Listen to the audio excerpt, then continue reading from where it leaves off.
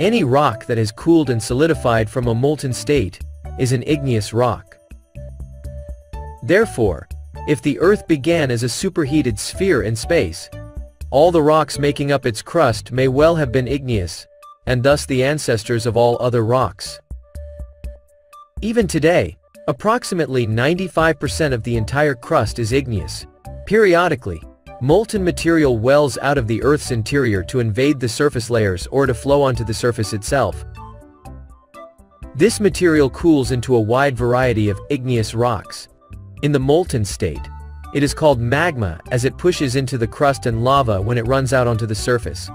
All magma consists basically of a variety of silicate minerals, high in silicon-oxygen compounds, but the chemical composition of any given flow may differ radically from that of any other. The resulting igneous rocks will reflect these differences. Igneous rocks also vary in texture as well as chemistry.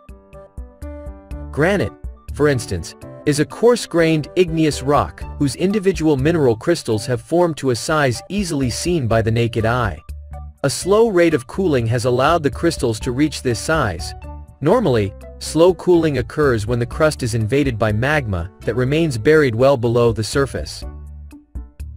Granite may be found on the surface of the contemporary landscape, but from its coarse texture we know that it must have formed through slow cooling at a great depth, and later been laid bare by erosion. Igneous rocks with this coarse-grained texture that formed at depth are called plutonic. On the other hand, if the same magma flows onto the surface and is quickly cooled by the atmosphere, the resulting rock will be fine-grained and appear quite different from granite, although the chemical composition will be identical. This kind of rock is called rhyolite. The most finely grained igneous rock is volcanic glass or obsidian, which has no crystals. Some researchers believe this is because of rapid cooling. Others believe it is because of a lack of water vapor and other gases in the lava. The black obsidian cliffs of Yellowstone National Park are the result of a lava flow of basalt running head-on into a glacier. Some of the glacier melted on contact, but suddenly there also appeared a huge black mass of glassy stone.